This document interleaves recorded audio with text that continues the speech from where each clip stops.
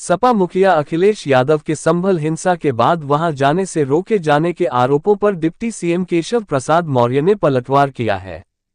उन्होंने कहा है कि अखिलेश यादव का वोट बैंक उपचुनाव में पूरी तरह से खिसक चुका है। इससे अखिलेश यादव बौखला गए हैं और उपचुनाव में हार से उन्हें जो मिर्ची लगी है, इसकी जलन अब तक समाप्त नहीं हुई है, इसलिए वह बीजेपी पर अनर्गल आरोप लगा रहे हैं। डिप्टी सीएम ने कहा है कि कोर्ट के आदेश से संभल में जामा मस्जिद संभल का कमीशन सर्वे हो रहा था।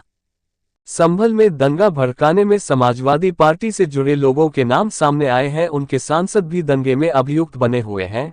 अखिलेश यादव को ये सोचना चाहिए कि उनकी पार्टी के नेताओं और कार्यकर्ताओं का दंगे से क्या कनेक्शन है। उन्होंने कहा कि हालांकि अभी मामले की जांच चल रही है, लेकिन अखिलेश यादव को संभल जाने की फिलहाल कोई जरूरत नहीं है। ऐसे समय में अखिलेश यादव संभल जाकर राजनीतिक रोटी सेंकने का प्रयास कर रहे हैं। श्री अखिलेश यादव जी चूंकि दंगा मशीन चलाने वाले रहे हैं, उनके शासनकाल में पूरा प्रदेश ही दंगा प्रदेश बन गया, इसलिए उनके इस प्रकार के बयानों को और पहले के बयानों को सब निकाल करके देखेंगे तो उनके बयान सदा गैर जिम्मेदाराना लगते हैं। जब उनको शांति बनाए रखने की अपील करना चाहिए, उस समय वो लोगों को भड़काने के लिए कोशिश कर रहे हैं।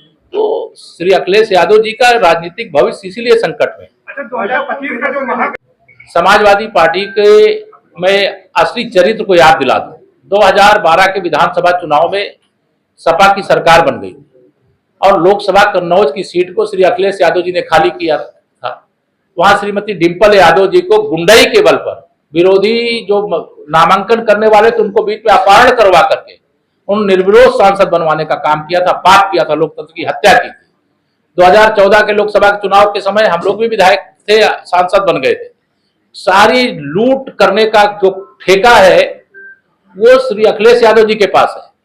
इसलिए मैं उनको कहता हूं कि ये पूरी तरह से गुंडों, अपराधियों, माफियाओं के बल पर, दंगाइयों के बल पर या लूट करने वाले हैं। जैसा जो करता है वैसा दूसरे के बारे में सोचता है। हमें जनता का आशीर्वाद प्राप्त है, हम नारा लगाते रहे 100 में 60 हमारा है, 40 में बंटवारा है, बंटवारे में भी हमारा है, ये हम नारा लगाते रहे और वो जनता का समर्थन मिला। 52% से अधिक हमें मत मिला है और उसको वो हजम नहीं कर पा रहे। 27 में मुख्यमंत्री बनने के सपने देख रहे थे और उनको लग रहा है कि उनकी सांसदी बची क्योंकि इसलिए रहेगी कि लोकसभा का चुनाव 29 में होना है, लेकिन अभी उत्तर प्रदेश में समाजवादी पार्टी समाप्तवादी पार्टी बनने की होगी। वहीं डिप्टी सीएम केशव प्रसाद मौर्य ने कहा है कि महाकुंभ को लेकर सरकार व्यापक तौर पर तैयारी कर रही है।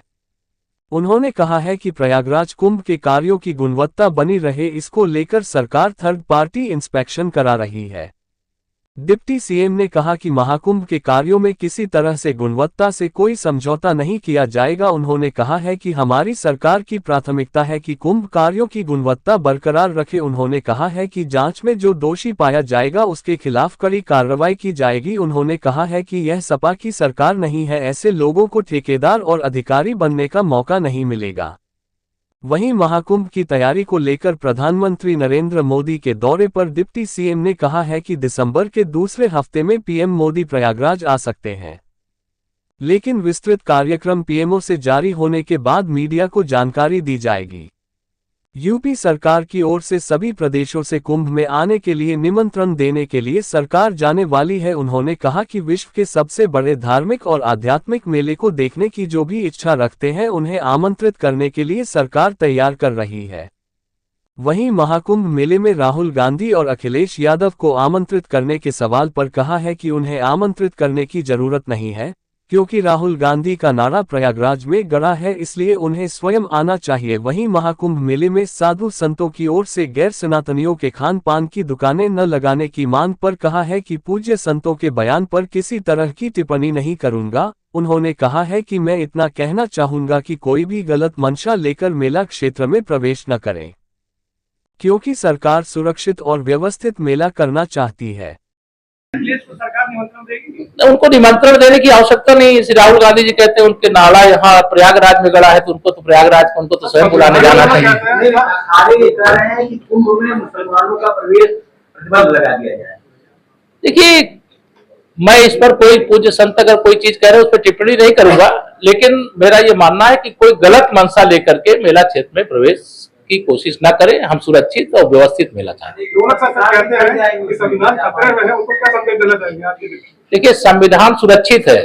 जो संविधान की किताब लेकर के संविधान को खतरे में बता करके अपनी राजनीतिक रोटी सेकना चाहते हैं, उनसे मैं बताना चाहता हूँ, आज अपील भी आप सबके माध्यम से करना चाहता हूँ। मैं लखनऊ से भी यही अपील किया। जैसे हर घर में श्री रामचरितमानस है, श्रीमद् भगवद गीता है, जैसे अन्य धर्मावलंबियों की उनकी पुस्तकें घर में है, वैसे हर घर में, जैसे हर घर तिरंगा, वैसे हर घर भारत का संविधान, ये पुस्तक होनी चाहिए। ये लक्ष्य वो डिटेल आएगा अभी, संभावना मतलब दिसंबर के दूसरे सप्ताह में उनके कार्यक्रम के लगभग हैं, और जो कार्यक्रम आएगा तो आपको तो पहले बताया जाएगा। 40 करोड़ ज्यादा श्रद्धालु आ रहे हैं, उसकी हद से क्या तैयारियां विशेष हैं? पूरी जबरदस्त तैयारी, मेला क्षेत्र का विकास किया गया है, वो आपको सब मैं डिटेल मैंने कहा है कि ये दे देंगे। मेला क्षेत्र का विकास विस्तार किया गया है, जो अंदर की सड़कें हैं उनका भी चौड़ीकरण किया गया है, अधिक संख्या में पांटून पुल भी बनाए जा रहे हैं, और भी आवागमन की सुविधाएं इतनी की गई हैं। और दुनिया भर से, मतलब हम लोग तो अभी उत्तर प्रदेश की सरकार की ओर से देश के सभी प्रदेशों में निमंत्रण कुंभ में आने के लिए लेकर के जाने वाले हैं।